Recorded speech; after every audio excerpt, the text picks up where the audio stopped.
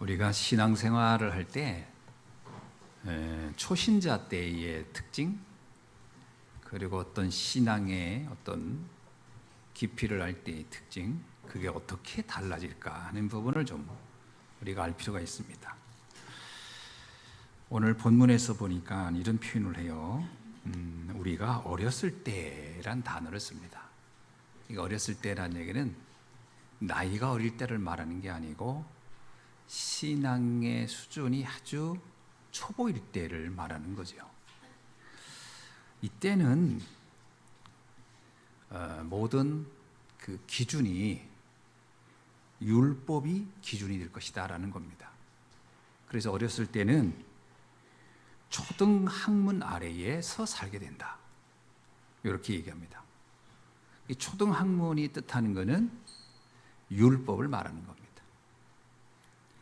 그래서 율법적 삶을 살게 되는 것이다. 그러면서 표현을 이렇게 얘기해요. 율법적인 삶이 어떻게 되냐면 우리를 율법 아래에 종노릇을 하도록 인도한다. 그게 무슨 말입니까? 종노릇을 하며 산다는 말이 뭐죠?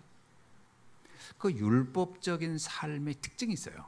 율법적 삶의 특징은 어떻게 하든지 내가 허물과 죄와 허물이죠, 이거를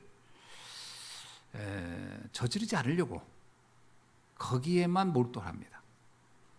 그러니까 모든 기준이 죄와 허물을 어떻게 하면 내가 덜 짓게 될까.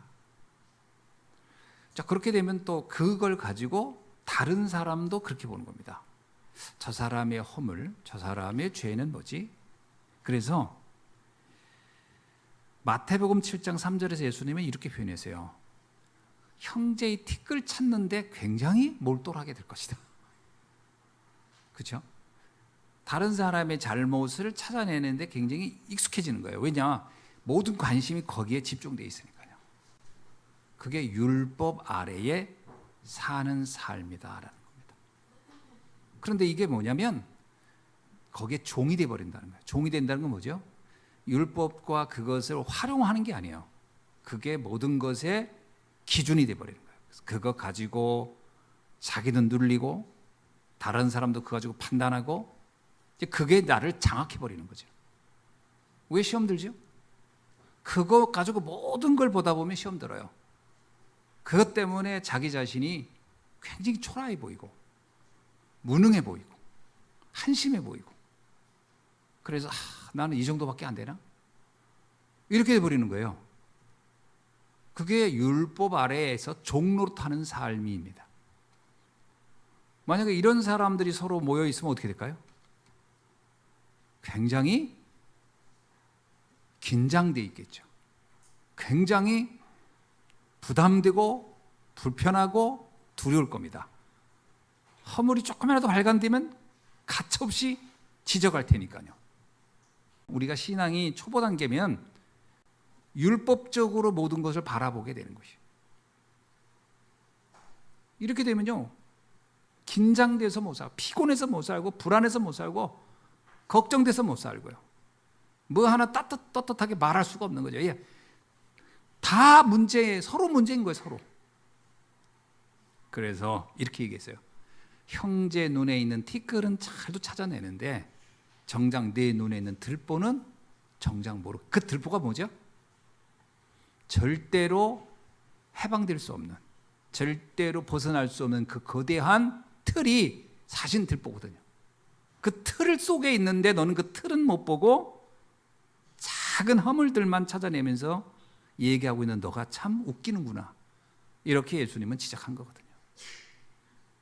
신앙이 성장한다라는 얘기는 뭐죠? 이게 은혜의 눈으로 볼 수 있게 되면서 성장하는 겁니다. 이해가 되세요? 은혜의 눈으로 보는 거예요. 여기서 뭐라고 얘기하죠? 3절에 보니까 네가 어렸을 때는 세상의 초등학문 아래에 있어 종노릇하였더니 때가 차면 하나님이 그의 아들을 보내서 여자에게서 나게 하시고, 율법 아래에서 나게 하신 것은 율법 아래에 있는 자들을 속량하시려고. 우리를 구원하시려고 우리로 아들의 명분을 얻게 하려 하심이라. 완전히 신분을 바꿔준 거예요. 그러니까 은혜의 눈으로 보면 모든 사람은 하나님의 존귀한 자녀로 보이기 시작하는 거예요. 이렇게 되어야 이제 성숙한 신앙인의 단계로 넘어갑니다. 율법 아래에 있게 되면 어떻게 되느냐? 어떤 문제가 오느냐? 로마서 3장 19절에 이렇게 얘기하고 있습니다. 율법 아래에 있는 사람은 모든 입을 막게 된다. 이게 뭔 말이죠? 여러분, 내가 율법적인 사람은요, 다른 사람을 지적할 수 있기는 하지만 정작 살리는 말은 절대 못해요. 왜 그렇죠? 아휴, 내나 너나 똑같은데 이렇게 돼버리는 거예요. 그래서 이게 율법적인 사람은 전도를 못합니다. 전도 못합니다. 지적은 할 수 있으나 전도는 못해요. 왠지 아세요? 율법적인 사람의 특징이 있어요. 온전한 인격이 되어야 전도할 거라는 생각을 하고 있어서 그래요. 근데 평생 온전한 인격을 갖출 날이 있을까요, 없을까요? 율법적인 사람은 전도 못합니다. 왜? 자기를 아는 거예요. 아이고, 내 같은 인간이 무슨. 그래서 율법 아래 있는 자는 그 입을 다 막게 된다. 말 못합니다. 못 살립니다. 그러니까 율법 아래 있는 사람의 특징이 있어요. 말은 맞는 것 같아, 다. 하는 말마다, 그렇죠, 잘못을 지적하니까 맞는 말이잖아요. 맞는 것 같은데 힘이 안 나. 그리고 그 말을 듣다 보면 힘이 빠지고, 그리고 그 말을 듣다 보면 무기력해지고 무너지고 좌절하고. 그리고 이러잖아요. 말은 맞는데 뭔가 모르게 문제가 있어 보여요. 그겁니다. 율법이 갖는 무시무시한 함정이에요. 이걸 우리가 못 찾아낼 수 있다는 거예요. 갈라디아 교회 성도들이 지금 이 부분을 정확히 보는 눈이 없었던 거예요. 그래서 바울이 말하는 거예요. 너희가 초등학문 아래에 있는 그 수준에서 머물러 있구나. 왜 거기서 빠져나오지를 못하냐. 여러분, 복음을 깨달은 장성한 사람이 되면 가장 먼저 깨닫는 게 뭐냐면 속량입니다. 대속의 은혜에 대해 감격합니다. 그러니까 나도 대속의 은혜에 감격하지만 다른 사람도 하나님의 자녀요, 하나님의 자녀로서의 신분을 가졌다는 것을 인정하게 되는 거예요. 그래서 모든 사람이 다 귀하게 보이기 시작하는 겁니다. 허물과 죄는 주님이 끝낸 거예요. 그 사람의 인격으로 끝내는 게 아닙니다. 잘 이해하셔야 돼요. 그 사람이 훌륭하게 바르게 양심적으로 참으며 살았기 때문에 그 죄가 해결된 게 아니고 하나님의 은혜로 끝낸 거거든요.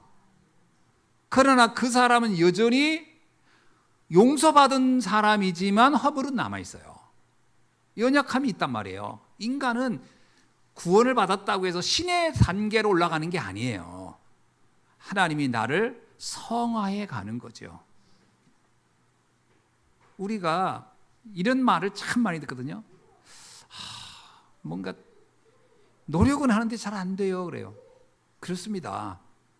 노력으로 되는 게 아니에요. 그래서 성경에 나오잖아요. 힘쓴다고 되는 게 아니고 눈물 많이 흘린다고 되는 게 아니다. 하나님의 은혜로 되는 것이다. 요게 이해되면 자기 자신에 대해서도 뭐 방종하라 이 말이 아니라 내가 참 은혜가 아니고는 안 되는구나. 내가 주의 은혜로 사는구나. 이걸 발견하게 될 것이요. 그러니까 감사가 나오죠. 감사는 그때 나오는 겁니다. 내가 최선을 다했더니 이 정도 했어. 그럼 그 사람은 감사 못해요. 왜냐하면 자기를 드러내거나 자랑하지. 감사는 언제 오느냐? 내가 한 게 없는데, 내가 한 것이 없는데 되어졌을 때 감사라는 말을 하는 겁니다. 왜 자녀가 부모님께 고맙다고 하죠? 감사하다고 하죠? 자기가 한 게 없는데 부모님은요 다 먹여주고 재워주고 다 재워줬다고 숙박비 내라고 안 해요. 밥 먹였다고 식사비 내라고 안 합니다. 야, 너 아플 때 내가 병원 데리고 왔으니까 그거 다 돈으로 계산해. 그렇게 안 하거든요. 한 게 없는데 그냥 전적인 사랑을 베풀어 준 거예요. 그래서 감사하다라고 하는 거지. 마찬가지예요. 우리가 하나님께 왜 감사하죠? 내가 구원받을 수 있는 수준이 아니야. 그런데 은혜로 구원받은 거예요. 그래서 참 감사하고 감사하구나. 이제 그 눈으로 다른 사람도 보라는 거예요. 그러면 그 눈으로 보면요, 모든 사람은 다 귀하게 보이기 시작하는 것이다.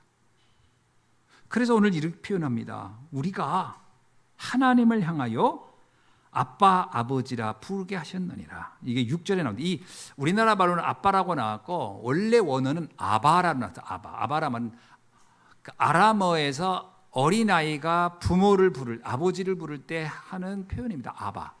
근데 이걸 번역을 새로 하면서 아빠라고 표현했더라고요. 이건 어린아이가 아버지를 부를 때 쓰는 호칭이죠. 어릴 때. 크면은 이제 아버지라고 부르는 거죠. 다 장성한 사람도 아빠라고 하더라고. 요즘은 아빠와 아버지가 구분 없이 쓰더라고요. 어떤 경우 자기 남편한테 아빠라고 하대. 족보가 꼬이기 시작하면 해석이 안 돼요. 그러니까 이제 하나님을 향하여 내가 아빠라고 하는 거예요. 여러분, 하나님을 아버지라고 하는 것과 아빠라고 하는 것 차이가 뭔지 아세요? 아빠라고 부른다는 의미는 뭐죠? 여러분, 어린아이가요,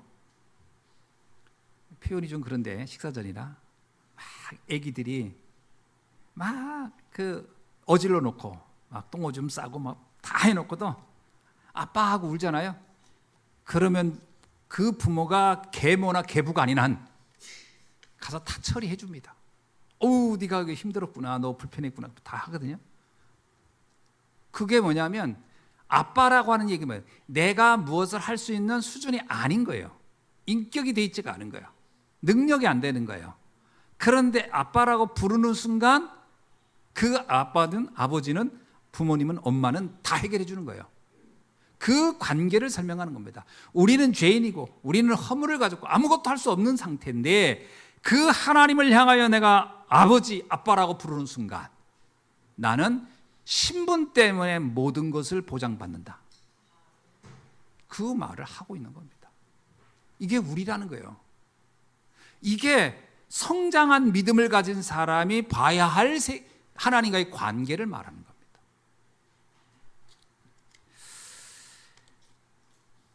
그러면서 죄인인 우리가 하나님의 자녀가 되는 비밀을 알기 때문에 이 비밀을 누리면서 사는 것, 이것이 바로 하나님 자녀의 특권이다. 그러니까 하나님의 자녀가 됐는데도 여전히 죄의식에 있고 허물 때문에 못 벗어나고 그것 가지고 사람을 지적하고 책망한다면 나는 아직 어린아이 단계를 영적으로는 벗어나지 못한 것이다. 그런 얘기입니다. 자, 그렇다면 하나님께서 그 자녀에게 유업을 받을 자라고 이렇게 표현하거든요. 자, 7절에 이렇게 그러므로 네가 이후로는 종이 아니요, 종이 아닙니다. 율법의 종이 아니에요. 뭔가 두려워하고 걱정해야 되고 염려해야 되고 어떻게 해야 될까, 오늘 실수하면 오늘 주인이 뭐라고 할까, 책망을 받지 않을까, 이렇게 두려워하는 게 아니에요. 어떤 성도는 하나님을 막 두려움의 대상으로 이해해야 된다고 하는 분이 있더라고요. 그게 율법적 기준을 가지고 있어서 그렇습니다. 율법을 못 벗어나서 그렇습니다. 하나님은 두려움의 대상이 아니에요. 긍휼하신 하나님이에요. 하나님의 속성은 사랑이고 긍휼이십니다. 징계가 아니거든요. 그 신앙생활을 징계로 여기는 사람들이 있어. 그러면 언뜻 보면 굉장히 규모 있고 뭐 바르고, 그러니까 왜냐, 내 좀만 잘못하면 벌 받을까 봐. 그거는 하나님과 자기의 관계가 아버지와 자녀의 관계가 아니에요. 주인과 종의 관계지. 종은 주인 말 안 들으면 채찍으로 맞는 겁니다. 그러니까 자기가 늘 채찍 맞을 걸 생각한단 말이지. 그건 올바른 신앙도 아니에요. 그건 굉장히 무서운 신앙이라고 표현해야 되나요? 왜곡된 신앙이라고 표현할 수 있겠죠.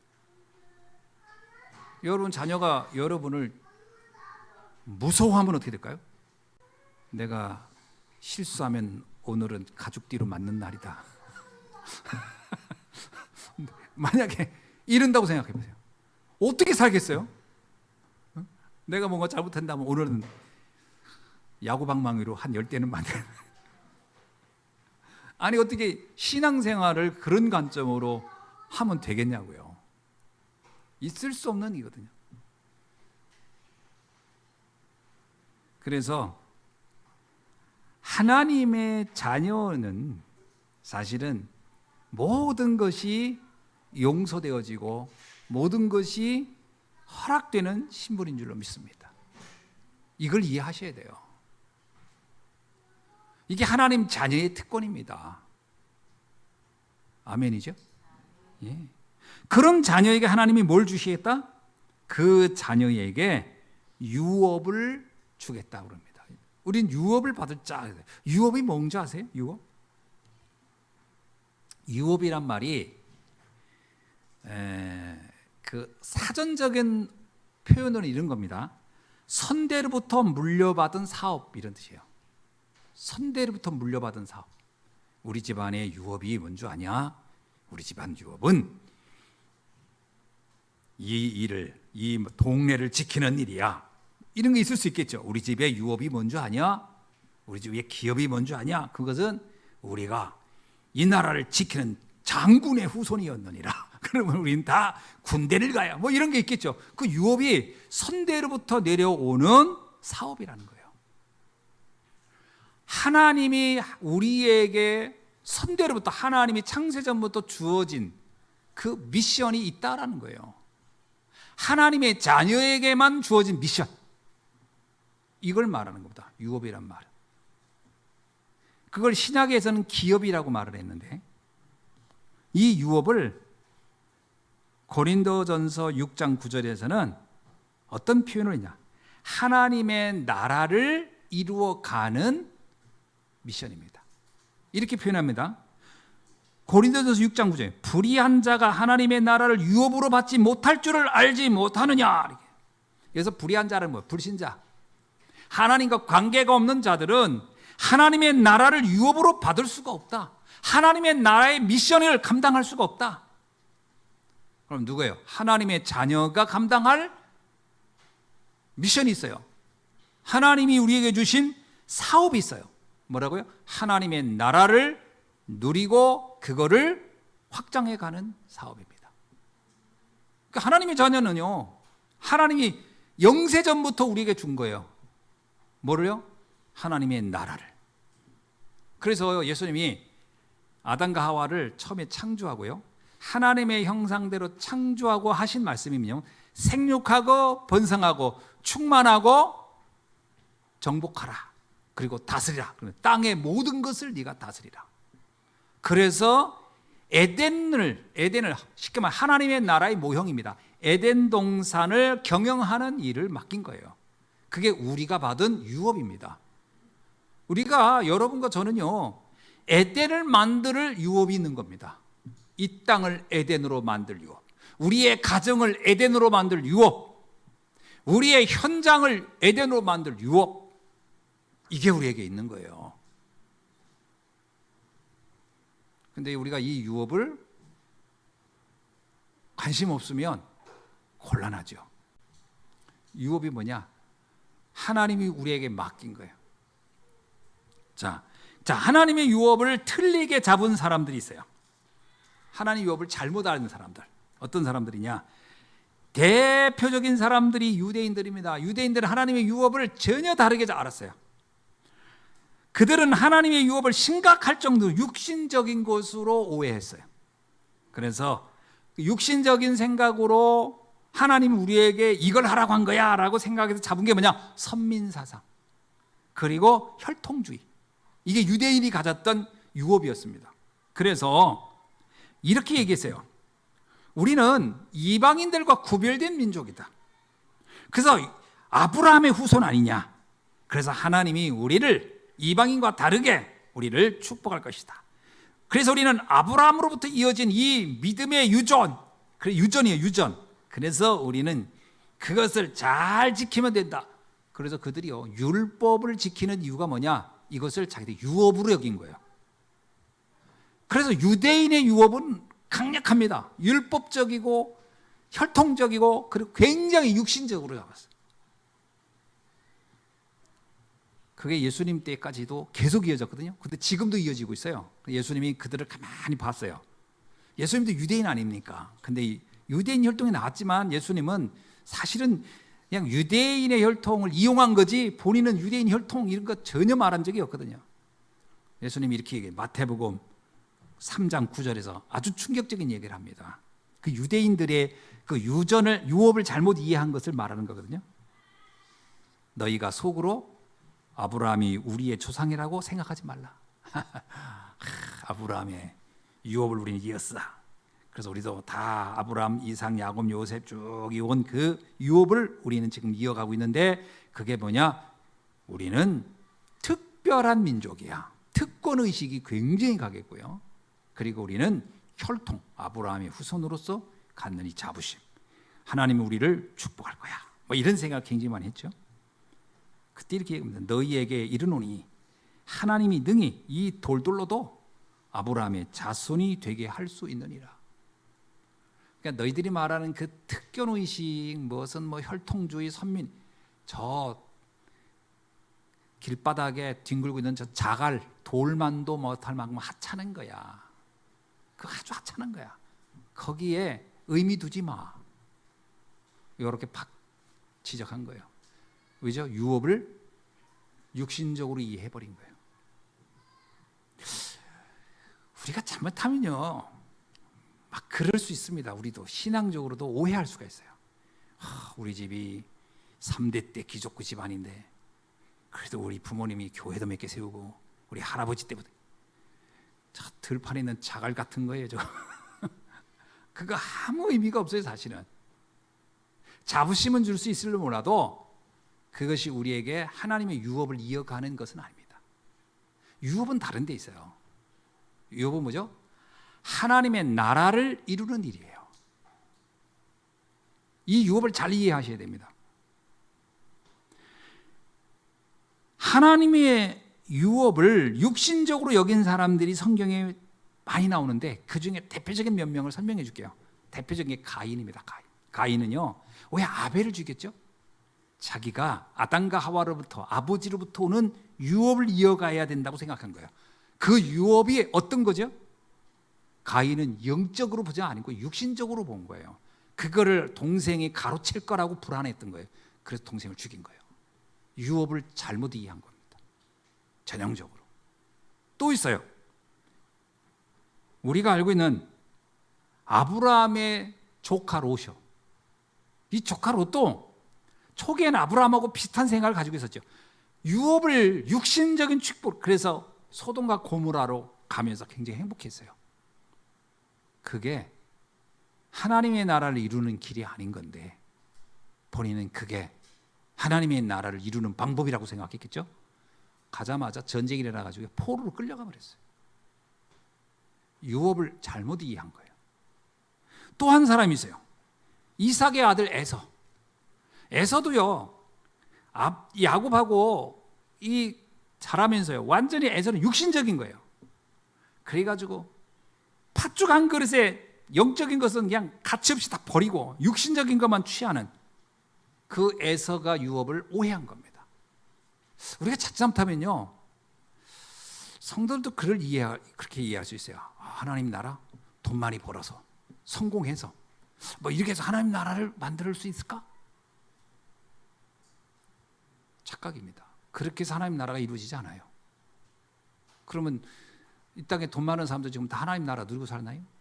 그거 아니거든요. 유업을 잘못 오해해서 그런 겁니다. 요셉의 형들 어땠어요? 요셉이 영적인 말을 하는데 형들은 다 그걸 육신적으로 해석을 해버린 거예요. 왜? 유업을 빼앗긴다고 생각한 거예요.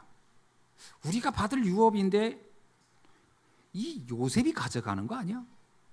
요셉은 영적인 의미의 얘기를 했는데 형들은 육신적으로 해석해 버린 거예요. 그러니까 유업을 오해하면 그렇게 되는 겁니다. 우리가 잘못하면요, 신앙생활하면서도 성도들이 누굴 질투할 수 있어요. 저 돈 많이 벌었대.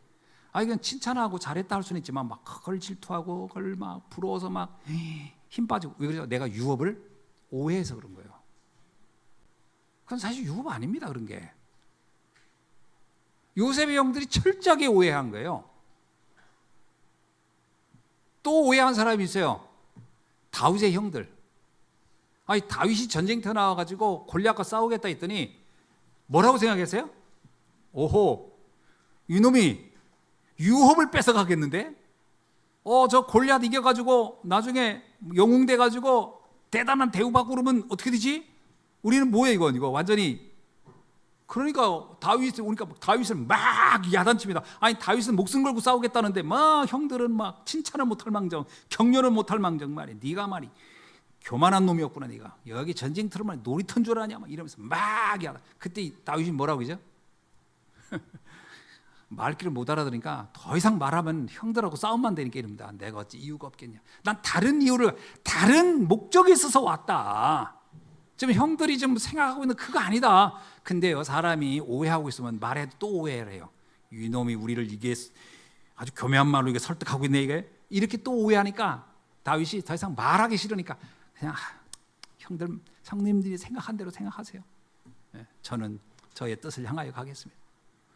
실제로 다윗 골리앗 이기고 나서요, 형들은 뭐라고 생각했어요? 이야, 이제 우리 동생 저놈이 이제 권력을 잡고 총리가 됐거나 뭐 되겠지 했더니 그게 아니에요. 사울왕한테 쫓겨가지고 도망다니기 시작해요. 그 형들은 뭐라고? 우리 다윗이 불쌍하고 이렇게 느꼈겠어요? 난 그렇게 느끼지 않았을 것 같아요. 다행이다. 유업을 오해해서 그런 겁니다. 유업을 오해해요. 유업을 오해한 사람이 성경에 많이 나와요. 또 누구냐? 출애굽한 광야에서의 백성들입니다. 출애굽한 광야의 백성들은 어떻게 생각하냐면요, 젖과 꿀이 흐르는 가나안 땅 할 때 그걸 어떻게 생각하죠? 영적으로 이해 안 했어요. 육신적으로 이해한 거예요.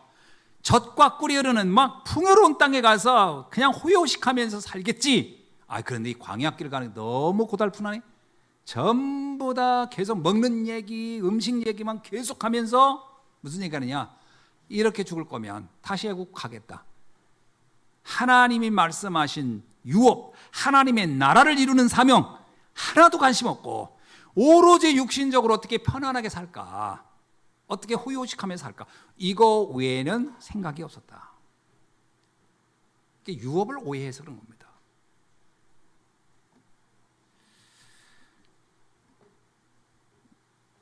좀 더 들어가면요, 사무엘하 2장 1절로 7절에 보면 엘리야의 제자들이 50명이 나와요.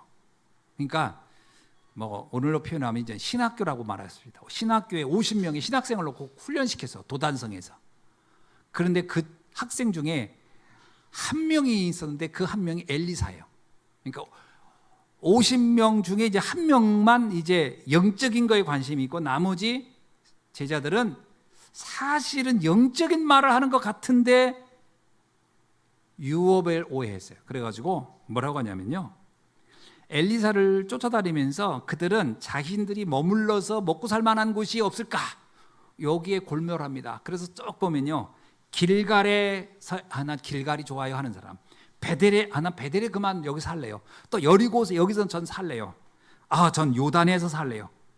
이렇게 자기들이 살 곳만 챙기고 있을 때 그 엘리사는 관심이 없는 거예요 거기에. 그래서 계속 엘리야를 쫓아다니니까 그 제자들이 이렇게 얘기합니다. 야, 너는 왜 이상한 그런 데 관심이 왜 없어? 야, 너는 왜 이렇게 먹고 사는데 관심이 왜 없어? 왜 이렇게 영적인 그 말도 안 되는 거야? 그러면서 엘리사를 자꾸 뭐라고 책망합니다. 그때 엘리사가 하는 얘기 있어요. 내가 하나님을 두고 맹세하겠는데 나는 다른 데 관심이 있다.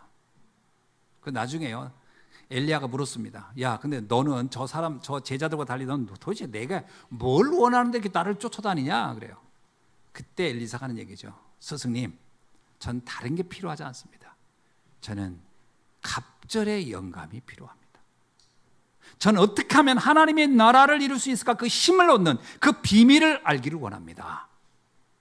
그러니까 엘리야가 그러잖아요. 참 네가 특이한 것도 원하는구나. 네가 참으로 어려운 걸 내게 원하는구나.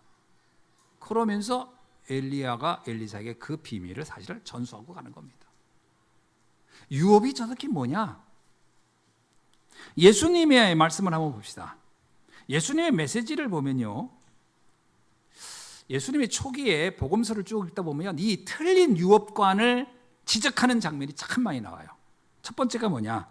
마태복음 5장 1절로 12절에 보면 너희들이 축복이라고 여기는 거 그거 아니야. 그게 하나님이 너희에게 주려는 유업이 아니야. 그 축복방 바꿔. 그렇게 얘기합니다. 참된 복은 그게 아니란다. 두 번째요. 마태복음 5장 6장 31절로 33절에 보면 기도입니다. 유대인들은 뭐 기도의 민족이에요. 뭐 아침에도 기도, 점심에도 기도, 저녁에도 기도, 계속 기도합니다. 근데 예수님이 들어보니까 전부 다 이상한 기도를 하는 거예요. 맨날 뭘 먹고 마시고 입을까? 육신적인 것만 계속 기도하는. 예수님이 야, 그런 기도는 하는 게 아니야. 기도를 좀 바꿔. 그의 나라와 그의 의를 위하여, 하나님의 나라를 위하여 기도해봐. 그게 하나님이 너에게 주고 싶어하는 정말 진정한 축복의 비밀이야. 하나님의 나라를 놓고 한번 기도해봐. 유업을 진정 올바르게 발견해라고 하는 얘기예요. 마태복음 9장 13절에 보니까요, 이스라엘 백성들이 틀린 민족관을 가지고 있어요. 하나님은 의인인 우리를, 특별히 구원받은 우리를 위하여 오셨지. 막 예수님은 나는 의인을 부르러 온 게 아니고 죄인을 부르러 왔다. 그 무슨 얘기예요? 유대인들은요, 이방인은 다 죄인이라고 생각했거든요. 율법 지키고 있는 우리는 의인이고, 이게 예수님이 그걸 아주 굉장히 비꼬아서 한 얘기입니다. 너희들이 진정으로 하나님이 원하는 것을 알려면 전 세계 모든 사람을 살리는 그 사명을 발견해야 되는 거야. 그 얘기를 해주는 거죠. 지금 계속 틀린 그 유업관이 틀렸다는 거예요. 또 하나가 뭐냐? 마태복음 10장 28절에 예수님께서 틀린 구원관입니다. 사람들은 근데 뭐 죽으면 어떡하지? 내가 어떻게 하면 죽는 거에 대해 두려움 막 이런 거 가득한 거예요. 그때 뭐라고 하냐면, 야, 몸을 죽인다고 하는 것 때문에 두려워하냐? 아니야. 내 영혼을 영원한 저주에서 살려내는 그분에 대해서 관심을 가져봐. 영적인 데도 관심을 가져야 돼. 진짜 두려워할 대상이 뭐냐? 어떻게 죽을까? 이게 두려운 게 아니고 내 구원받지 못하면, 진정한 영생을 얻지 못한다면 어떻게 되겠어? 구원관을 좀 발견해야 돼. 왜냐하면 유대인들은요, 사실을, 여러분, 사두개인은 영생을 믿지 않았습니다. 사두개인들은. 근데 다 유대인이 아닙니까? 그들은 영생, 천사도 안 믿었다 나오잖아요. 그들은 영적인 것 안 믿었다. 아니, 영적인 걸 안 믿었는데 하나님의 자녀라고 생각하고 있었어요. 그게 얼마나 이게 역설적입니까? 그러니까 예수님께서 이렇게 얘기하는 거예요. 참 육신적인 거에 대한 두려움이 많은데 진정으로 깨달아야 할 게 뭐냐? 영적인 세계, 영생에 대한 부분을 좀 발견해봐. 이게 잘못된 구원관을 바꿔준 겁니다. 또 하나가요, 마태복음 10장 28절입니다. 하나님의 나라를 유대인들은 어떻게 생각하냐면요, 강력한 나라가 돼서 하나님 나라가 된다고 생각했어요. 예수님이 이렇게 얘기합니다. 성령을 받아서 저 귀신을 쫓아내야 하나님의 나라가 임해. 하나님 나라라고 하는 것은 근원이 바뀌어야 되는 거야. 근본이 바뀌어야 돼요. 근본 문제가 해결돼야 돼. 이게 하나님의 나라니라. 이렇게 틀린 유업에 대해서 계속 주님은 말씀을 통해서 하나하나 설명해 주셨습니다. 과연 알아들었을까 하는 겁니다. 저는 지금까지 유대교가 저렇게 유지되는 걸 보면 참 못 알아들었구나, 정말 못 알아듣는구나, 이런 생각을 하게 되는 거죠. 자, 그러면 하나님이 말씀하신 참된 유업이 뭘까? 참된 유업을 한번 성경에서 찾아볼 필요가 있습니다. 창세기 12장 1절로 3절, 이건 아브라함에게요. 유대인들은 믿음의 조상 아브라함 그러거든요. 그럼 도대체 아브라함에게 하나님 주려고 했던 게 뭔지를 찾아내야 되는데 요걸 잘 몰랐단 말이에요. 그게 뭐죠? 너로 말미암아 땅의 모든 족속이 복을 받으리라. 할렐루야. 요게 아브라함을 통해 주시고자 했던 축복입니다. 너로 말미암아 만민이 복을 받게 하리라. 창세기 22장 17절로 18절, 이건 이삭에게 준 얘기예요. 내 씨로 그 대적의 성문을 차지하리니 내 씨로 말미암아 천하 만민이 복을 받으리라. 여러분, 그 씨는 그리스도를 상징하는 겁니다. 그리스도를 통해서 사단을 멸하고 그리스도를 통해서 천하 만민이 복을 받게 하는 일에 내가 쓰임받게 되고 네 후손이 쓰임받게 될 것이다. 이게 우리가 받아야 할 유업인 줄로 믿습니다. 창세기 35장 11절에서도요, 하나님이 그에게 이르시되 나는 전능하신 하나님이라 생육하고 번성하라 한 이 백성과 백성들의 총회가 내게로 나오며 왕들이 내 허리에서 나오리라. 이게 무슨 말이죠? 네가 전 세계 모든 나라들을 살리는 민족이 되어야 한다. 이게 유업이에요. 하나님이 주시려고 한 유업. 창세기 49장 22절 요셉에게 주신 말씀입니다. 요셉은 무성한 가지 곧 샘 곁에 무성한 가지라 그 가지가 담을 넘었도다. 참 시적이죠. 여러분, 샘 곁에 나무가 심겨지면 잘 자라겠죠?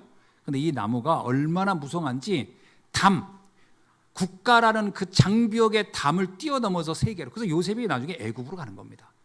애굽에 가가지고 애굽 살리고 세계 살리는, 그게 뭐죠? 샘 곁에 하나님의 복음의 샘, 말씀의 샘, 언약의 샘에서 자란 그 요셉이 큰 나무가 되어서 담장을 넘어서 세계를 살리는 데, 이게 우리가 받을 유업이라는 거예요. 아멘. 에레미야 16장 21절에는 뭐라고 말씀하냐면 여호와께서 이르시되 보라 이번에 그들에게 내 손과 내 능력을 알려서 그들로 내 이름이 여호와인 줄을 알게 하리라. 에레미야에게 말합니다. 이 백성이, 이 이스라엘을 통하여 모든 민족이 나아가 여호와임을 알리도록 너를 내가 지키고 보호하리라. 결국은 유대인, 이스라엘을 왜 불렀죠? 전 세계가 여호와를 알도록 하기 위하여 불렀다. 마태복음 28장 19절로 20절은 예수님이 마지막 승천 직전에 부활 메시지를 주신 겁니다. 뭐라고 얘기냐면 너희는 가서 모든 민족을 제자로 삼아 아버지와 아들과 성령의 이름으로 세례를 베풀고 내가 너희에게 분부한 모든 것을 가르쳐 지키게 하라. 이게 유업입니다. 이게 우리가 받을 유업이라니까요. 볼지어다 내가 세상 끝날까지 너희와 항상 함께 있으리라 하시고. 아멘. 하나님이 누구하고 함께 하기를 원할까요? 잘 생각해 보세요. 나밖에 모르고 내 육신적인 만족밖에 모르는 사람에게 하나님이 굳이 영원토록 너와 함께 하리라, 그런 약속을 굳이 할까? 나 이런 생각이 들어요. 여러분, 하나님이 영원히 함께 하고 싶은 사람이 어떤 사람이냐? 하나님의 올바른 유업을 받고 이어갈 사람인 줄로 믿습니다. 여기에 여러분 마음의 중심을 가지고 있으셔야 돼요. 그럼 이렇게 질문할까? 제가 무슨 능력으로? 그거는 내가 나를 제한해서 그런 겁니다. 무슨 능력이군요. 아니, 기도는 시공간을 초월하고 기도는 전무후무한 응답을 내는 거잖아요. 히스기야 왕이 한 것이 칼 들고 나가 싸운 게 아니에요. 기도한 것이지. 오늘 세계복음화를 놓고 기도하는 여러분이 하나님의 유업을 이어가는 주인공이 되는 줄로 믿습니다. 자, 참된 유업을 받은 자의 그릇을 준비하자라는 거예요. 크게 세 가지를 기억하시기 바랍니다. 첫째 뭐냐? 오직 복음이 되어야 이 유업을 이룰 수 있습니다. 오직 복음이 되어야 돼요. 마태복음 17장 8절에 보니까 제자들이 눈을 들어 보매 오직 예수에는 아무도 보이지 아니하더라. 그렇습니다. 모세의 율법도 필요하고 엘리야의 선지자의 메시지도 필요한 것 같으나 결국 세상을 살리는 것은 오직 예수다. 이 복음 외에는 하나님의 나라를 이룰 수 있는 것은 없습니다. 뭐 율법으로 착하게 살면 하나님 나라, 글쎄요, 뭐 도움이 되려나 어쩐지는 모르겠지만 제가 보기에는 도움은 더 안 돼요. 아까 얘기했잖아요. 율법 가지고 자꾸 지적하고 그러면요, 하나님 나라가 더 안 돼요. 더 어둠이 덮쳐요. 한번 생각해 보세요, 여러분. 집안 규율책을 쓰세요. 한 500개 써보세요. 우리는 500개의 이거를 지키는 집안 해가지고 한번 해보세요. 빨래는 정시 일어나서 어떻게 하고, 갤 때는 어떻게 개고, 뭐 비누는 어떤 비누를 쓸 것이며, 집 청소는 몇 분이 어떻게, 그거 놓고 한번 지켜보세요. 그거 안 하면 전기 충격기 주고 막 이렇게. 그 천국이 만들어지겠어요? 거의 지옥이 되지. 그러니까 율법을 통해서 하나님 나라가 만들어질 수가 없다. 오직 복음 외에는 세상을 만들어낼 수 있는 게 없다. 아멘이죠? 여러분, 그래서 통제를 통해서 행복을 만들어낸 적은 한 번도 없습니다. 통제를 통해서. 그러니까 우리는 착각해요. 자꾸 모든 걸 통제하면 될 걸. 그게 율법적 사고거든요. 뭘 통제하면 될 걸. 통제하면 망합니다. 더 저주가 임해요. 복음해야 됩니다. 용서하면 안 될 것 같잖아요. 야, 다 은혜로 이해하고 수용하고, 그게 뭐 돌아가겠어 세상이? 안 그렇습니다. 여러분, 그게 처음에는 막 되겠어. 그게 우리의 율법적 사고 때문에 그런 거예요. 복음으로 해야 살아나요. 그래야 하나님 나라가 이럽니다. 사도행전 4장 12절에 이렇게 말씀하죠. 다른 이로서는 구원을 얻을 수 없나니 천하 인간에게 구원을 얻을 만한 다른 이름을 우리에게 주신 일이 없음이니라. 그리스도 외에 그 어떤 것도 사단의 권세를 꺾을 수 없고, 그리스도 외에 그 어떤 것도 흑암 재앙 저주를 막을 수는 없다. 오직 그리스도, 그것만이 하나님 나라를 임할 수 있는 줄 믿습니다. 자, 두 번째, 기도가 달라야 돼요. 우리의 기도를 한번 바꿔보세요. 이렇게 물을 겁니다. 목사님, 지금 저는 시급한데요, 저는 급한 게 많은데요, 내가 내 급한 거 놓고 외치는 것보다 내가 하나님의 마음을 기쁘게 해서 하나님이 나를 더욱 신경 쓰게 하는 게 훨씬 낫습니다. 아멘? 무슨 말인지 이해되세요? 하나님이 원하는 걸 할 때 하나님이 나에 대해서 관심을 더 갖는 거거든요. 근데 내가 나를 더 관심 갖고 이것도 해주세요, 저거 해주세요. 그럼 하나님은 그건 네가 알아서 해라 그럴 겁니다. 그건 네가 알아서 해. 나는 지금 거기에 관심이 없거든. 그럼 내가 하나님이 원하는 데 집중하면 하나님은 내가 얘를 더 오래 축복도 해주고 경제권도 주고 건강도 주고 해서 이 일을 하도록 해야 되겠구나. 아멘? 여러분 생각해보세요. 자녀가 아버지의 마음을 너무 이해를 잘하고 시원해서 막 뭘 하려고 해보세요. 그러면 이 자녀에게 뭘 어떻게 뭘 도와줄까? 뭘 이것 좀 해줄까? 근데 자녀가 맨날 아버지 이것 주세요, 저것 주세요. 그러면 이놈의 새끼 이거 언제까지나 이러고 살려나? 그거 완전 다른 겁니다. 하나님이 원하는 데 집중하라. 아멘? 하나님이 유업에 나의 인생을 집중해봐라. 그게 축복을 얻는 비밀입니다. 그래서 예수님이 그러잖아요. 무엇을 먹고 마시고 입을까에 집중하지 말고 너희는 먼저 그의 나라와 의를 구하라. 그러면 하나님이 감동해가지고 그 모든 걸 너에게도 더하여 주실 것이다. 너무 다 알아듣실 줄로 믿습니다. 그래서 하나님은 우리가요, 우리의 기도가 바뀌는 날 하나님 그때부터 하나님을 감동하게 하라. 그래서 여호와로 쉬지 않게 하라. 하나님으로 쉬지 않게 되고요. 하나님이 볼 때, 이것도 하려고 그래. 이것도 내가 그동안 이런 사람을 내가 찾아본 적이 없는데 얘가 이런 관심을 갖고, 그러면 여호와가 쉬지 않고 역사하기 시작합니다. 히스기야 왕이 하나님 마음이 흡족하니까요, 생명도 연장해주고 경제권도 주고 축복도 주고 다 하는 겁니다. 세 번째입니다. 전도 선교가 오직해야 됩니다. 이게 축복받는 비밀이에요. 저는 성경의 인물 중에 하나님의 유업을 가장 잘 이해하고 이것을 누렸던 사람을 뽑으라면 단연코 저는 바울이라고 표현할 수 있습니다. 그렇죠? 바울은 하나님의 유업을 정말 잘 이해한 사람이에요. 그래서 하나님으로 하여금 정말 쉬지 않게 만든 사람이 전 바울이라고 봐요. 그래서 바울이 풍랑 만났을 때도 하나님이 급해가지고 막 천사 보내고 막 하나님이 바울을 해서 쉴 틈이 없었어요. 막 그냥 왜? 하나님의 유업을 정말 잘 이해했거든요. 그럼 바울이 뭐라고 고백했냐? 사도행전 20장 24절에 이렇게 얘기해요. 내가 달려갈 길과 주 예수께 받은 사명 곧 하나님의 은혜의 복음을 증언하는 일을 마치려 하면은 나의 생명조차도 조금도 귀한 것으로 여기지 아니하노라. 아예 복음 전하는데 난 생명을 바쳤어 그랬어요. 놀랍잖아요. 그러니까 바울이 이 정도, 근데 바울이 또 나중에 보면 사도행전 20장 24절 보세요. 바울이 그 복음 전하기 위해 스스로 죄인의 입장이 돼가지고 풍랑 만난 배를 타고 가는니다. 그러니까 하나님이 얼마나 다급했는지. 바울아 두려워하지 말라. 네가 가이사 앞에 서야 하겠고 또 하나님께서 너와 함께 항해하는 자들을 다 내가 네게 주었느니라. 그러니까요, 이 바울이 완전히 하나님의 유업의 방향을 딱 맞추니까 풍랑 만났을 때요 제일 걱정한 건 누구냐? 하나님이 제일 걱정했어요. 이 풍랑에서 얘가 죽으면 안 돼요. 왜?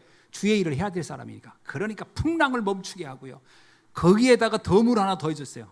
내가 너만 살릴 게 아니라 너로 인하여 너와 함께 옆에 붙어있는 사람들까지 내가 다 살려주마. 할렐루야.